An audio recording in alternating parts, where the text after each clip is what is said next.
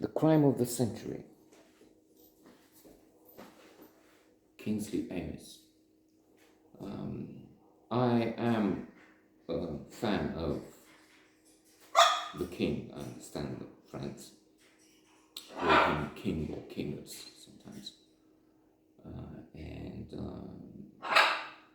I admire and enjoy so much everything he did. Be it Lucky Jim or wonderful novels, Girl 20, Take a Girl Like You, I Like It Here, Fat Englishman, I Want It Now. The list is long. In fact, I'm maybe closer to 25 books by the Magister Ludi, master of the game. Drink, How's Your Glass, two short books, which I enjoy even if I'm not really drinking anything. Last time might be 7 years ago when I got drunk from drinking, 3 beers. I'm joking, maybe there were 4. I'm just saying because it's such a distance between some serious drinking, then a few glasses would be enough to just get intoxicated and then something like pass out. So even that on drink is now with crime of the century, and it's the Riverside Village murder. I'm not so enthusiastic because for one thing I come with a prejudice that detective stories, crime stories are not really worth my time. I don't have, everybody has infinite, and thinking Seneca, it's not a question of having so little time. It's a problem of how much we waste it. So we shouldn't waste it. We should be very careful. We should do with that time only worthwhile things. So, not like seeing who killed this fictional character or a series. This is a case of a series of murders leading up to the crime of the century, something extraordinary, with all kinds of committees involved and British Liberation Army and such a clever plot. So indeed, that's more than praiseworthy. That's clearly an excellent book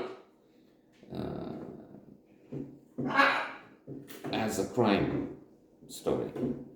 The problem is the subject, the crime story, as I said. Then, trying to be critical after so much awe in front of this phenomenal author.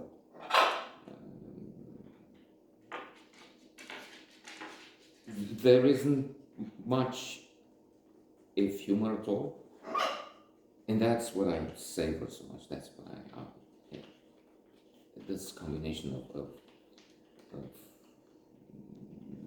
giving you wonderful stories, wonderful characters,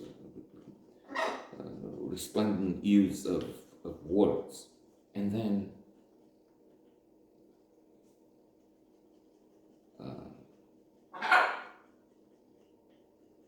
mesmerizing humor, which here is, it's very focused. It's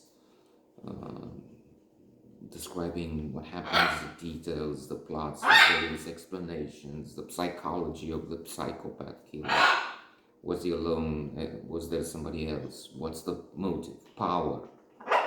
Maybe there's somebody who wants to pay back to human. Maybe there's a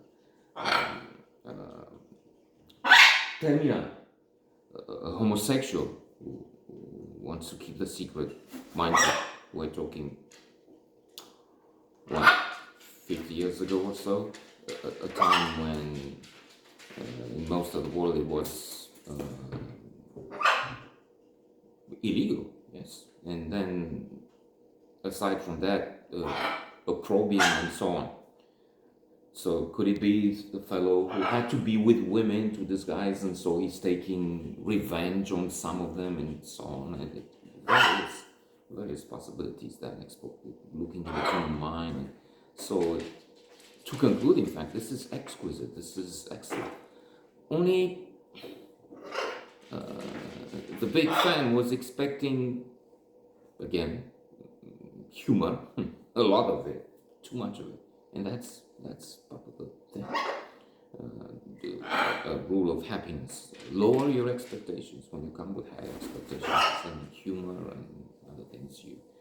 And I'm not disappointed. I enjoyed it. It's just not the elation, the ecstasy, exuberance I've got from 20 plus books by the Magistas.